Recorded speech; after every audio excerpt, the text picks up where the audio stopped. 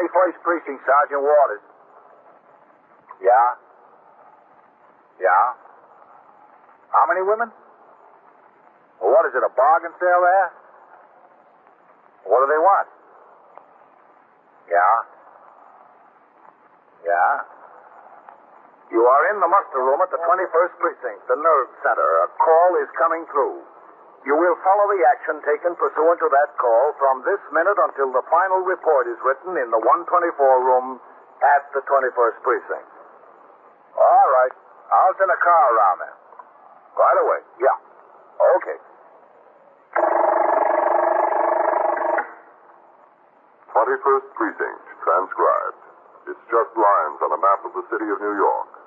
Most of the 173,000 people wedged into the 9/10 of a square mile between Fifth Avenue and the East River wouldn't know if you asked them that they lived or worked in the 21st. Whether they know it or not, their persons and their property is the job of the men of the 21st Precinct. The 21st, 160 patrolmen, 11 sergeants, and 4 lieutenants, of whom I'm the boss. My name is Kennelly, Frank Kennelly. I'm captain in command of the 21st. I was working my day tour, 8 a.m. to 6 p.m.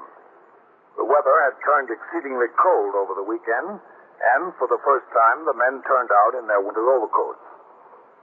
After the platoon marched out the front door, I went into my office to read over reports of occurrences in the command during the last 24 hours while I was off duty.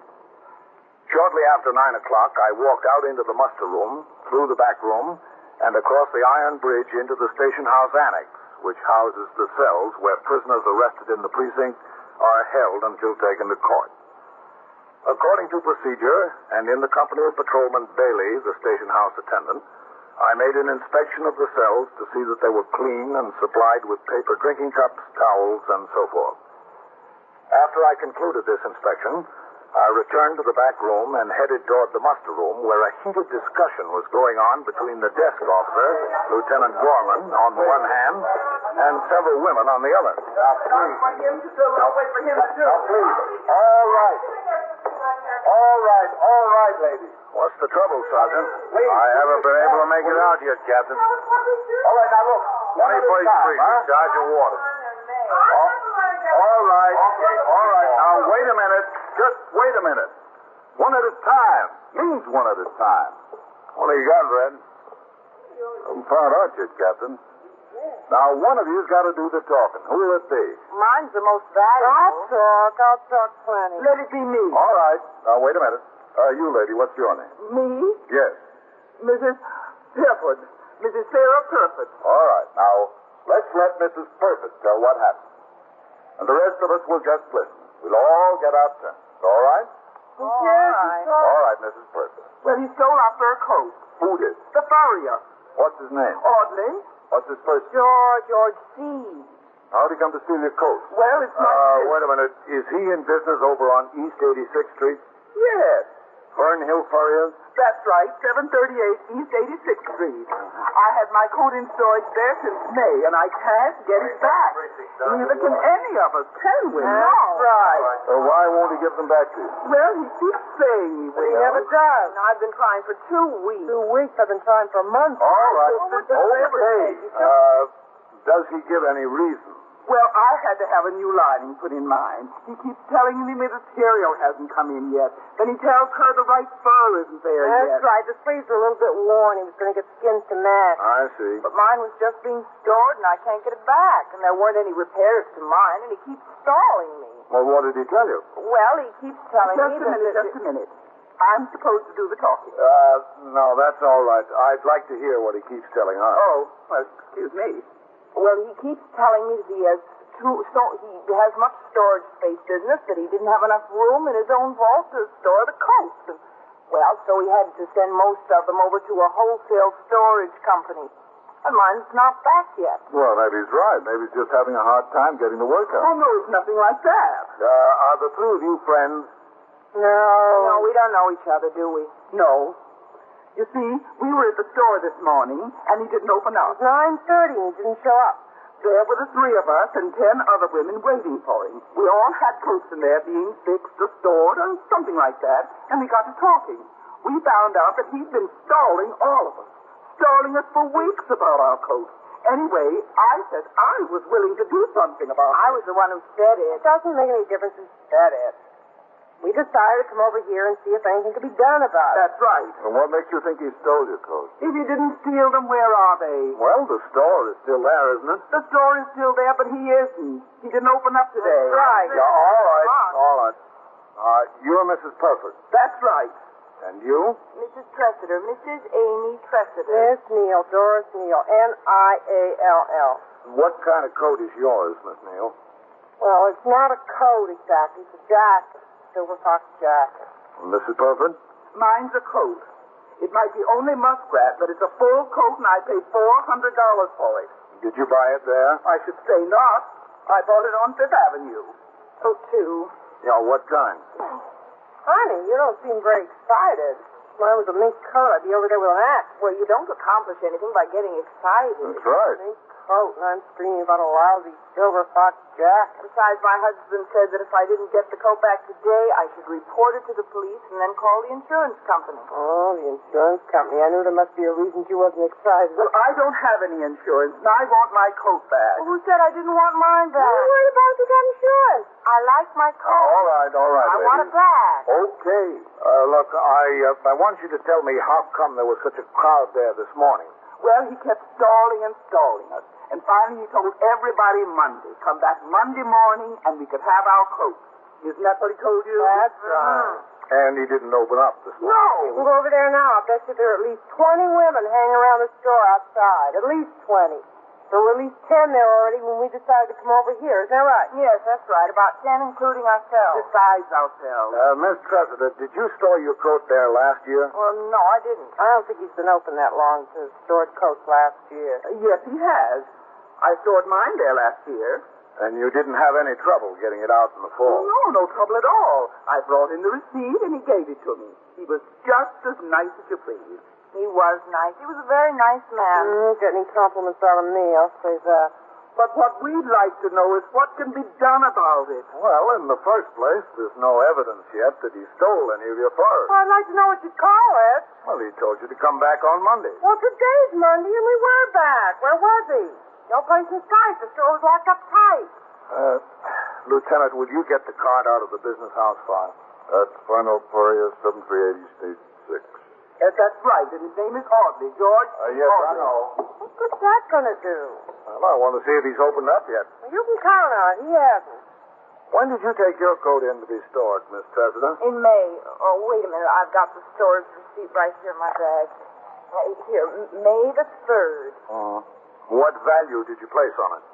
Well, we paid $4,000 for it. $4,000? Of course, that was nearly 2 years ago, and it will be 2 years Christmas. It was a Christmas gift for my husband. This Christmas, somebody should give me a husband like that. Here it is, Captain. Yeah. All right, ring over to the store. He's not going to be there. Take my word for He it. can try, can't he? Sergeant, bring a light on here. Yes, sir.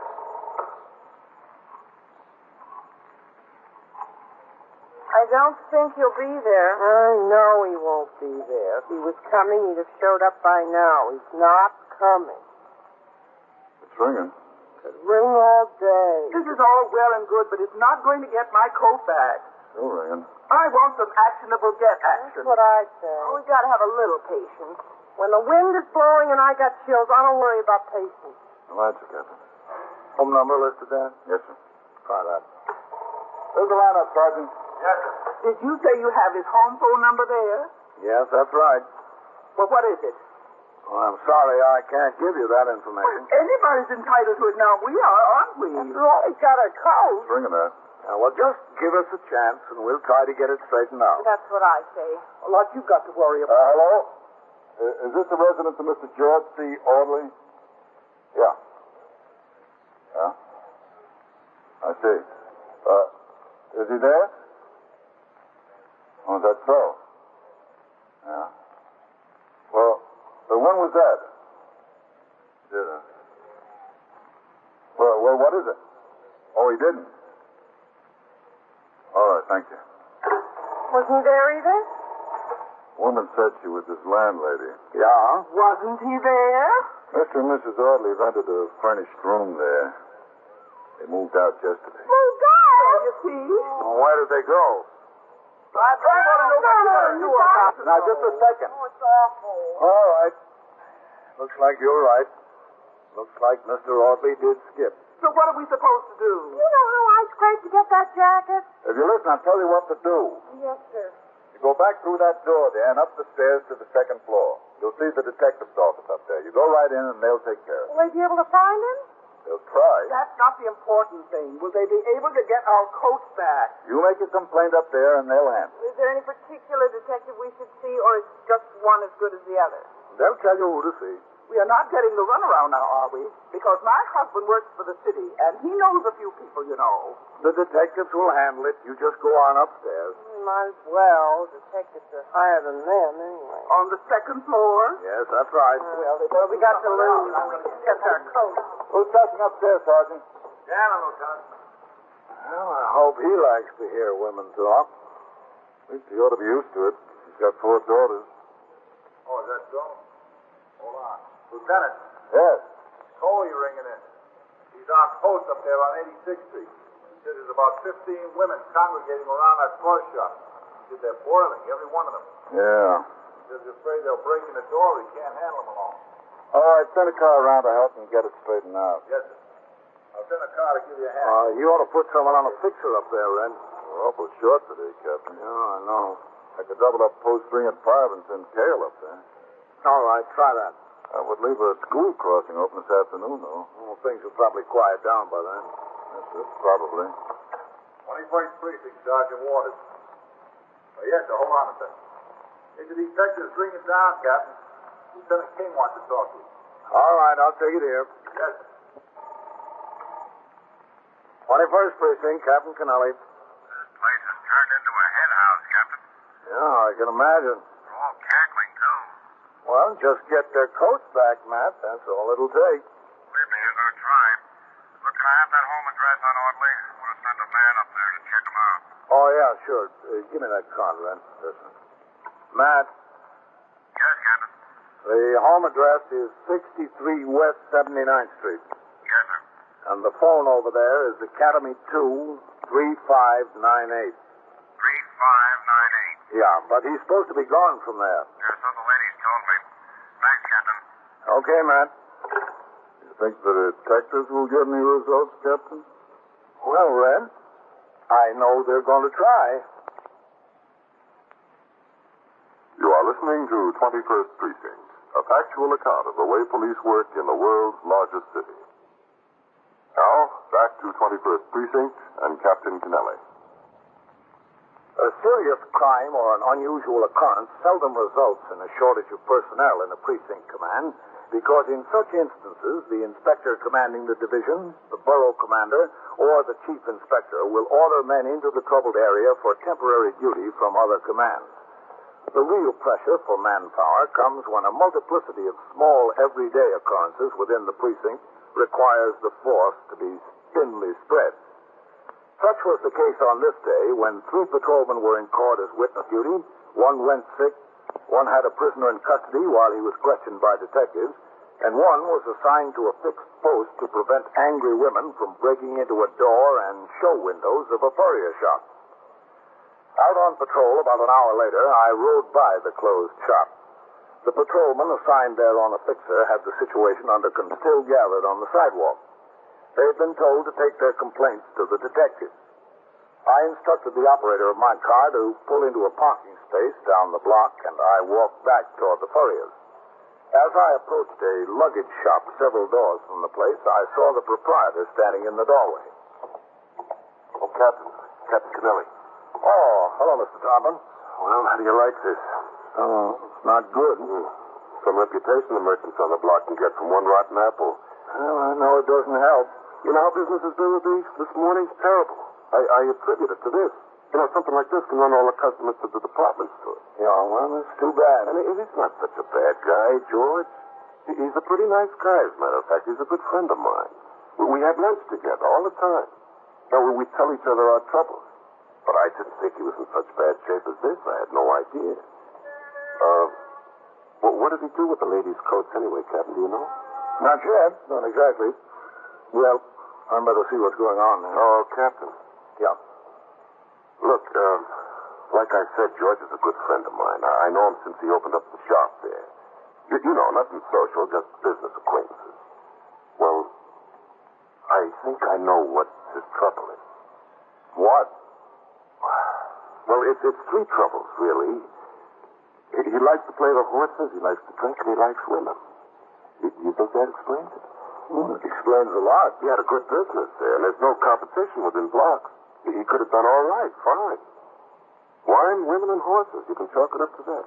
Yes, most likely. Look, Captain, what can happen to him? I mean, is he really in big trouble here?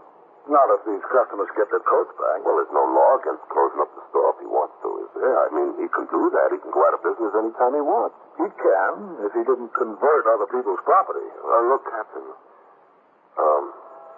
you want to know where he is, don't you? Yeah? Mm-hmm. Well, if I tell you, you won't let him know, will you? I don't want him to think that I turned him in, that I was disloyal. But I think it's for his own good. He's got to get straightened out.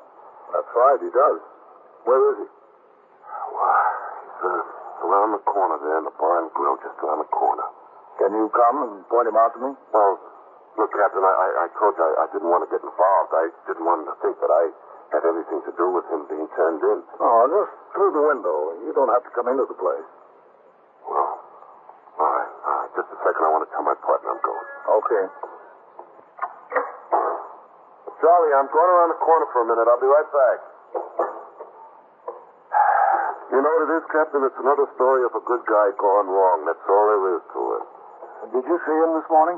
Yeah. He called me up in the store. He said to meet him in the bar and grill. He didn't dare come near his place with all the women around. Oh. Well, I went there, and he poured his troubles out to me.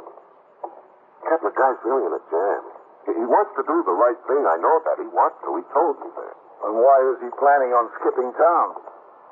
Oh, I didn't know he was planning on skipping town.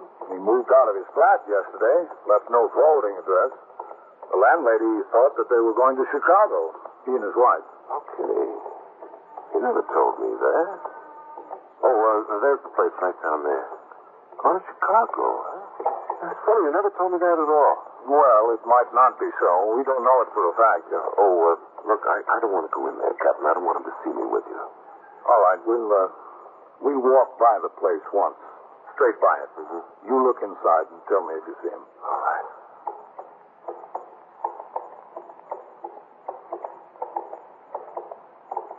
Well? Yeah, I see him. He's in the second booth toward the window there. All right, Lou. Thanks. Oh, Captain, please. Don't tell him it was me that turned him in. You know, friends are friends. I think I'm doing it for his own good. You agree with me? Yes, I agree with you. Yeah, well, I better get back to the store. Go ahead. Yeah, I'll see you, Captain.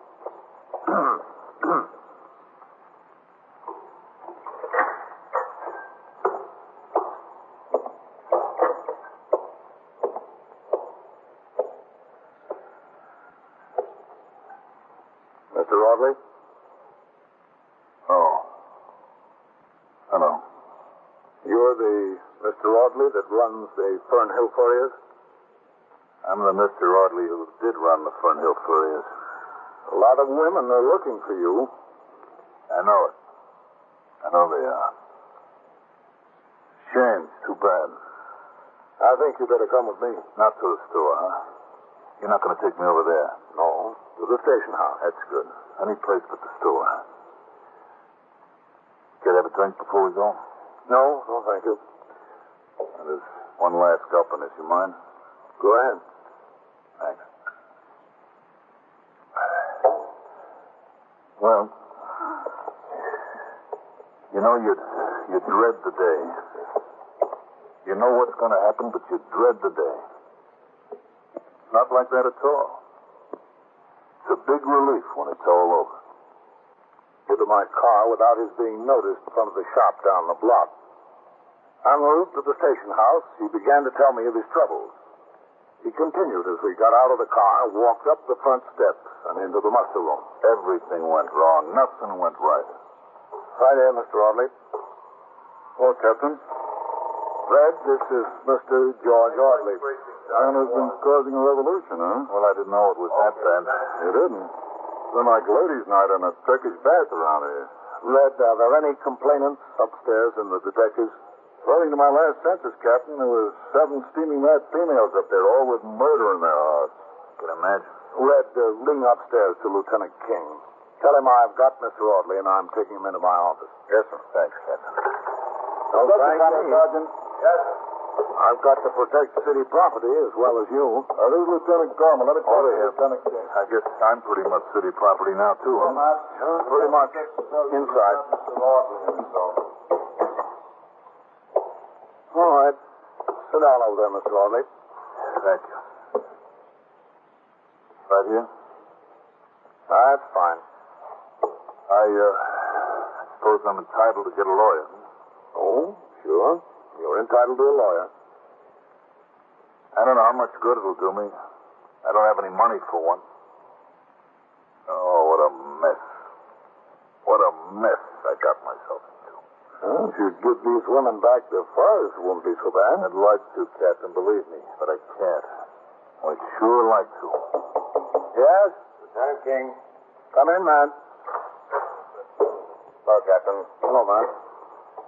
So this is Mr. George Audley. Yeah, that's right. I'm Lieutenant King. Glad to know you. I don't know whether I can say the same thing.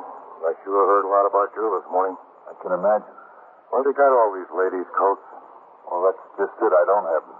Well, what did you do with them? Well, last spring, when the weather began to get warm and they didn't need their fur coats anymore, the customers started to bring them in for storage and for repairs. Yeah? Well, it so happened that at that time, last April and May, I was in desperate need of money. So instead of storing them, you sold them? No, not right away. I had every intention of giving the women back their coats. Every intention in the world. When I first started, I pawned them. I took them around to different shops, and I got loans on them. You were going to redeem the loans in time to have the coats ready for the women in the fall? Yeah, that was my intention. What did you use the money for that you got from pawning the coats? Oh, there's some debts, and my rent. And to bet on the horses?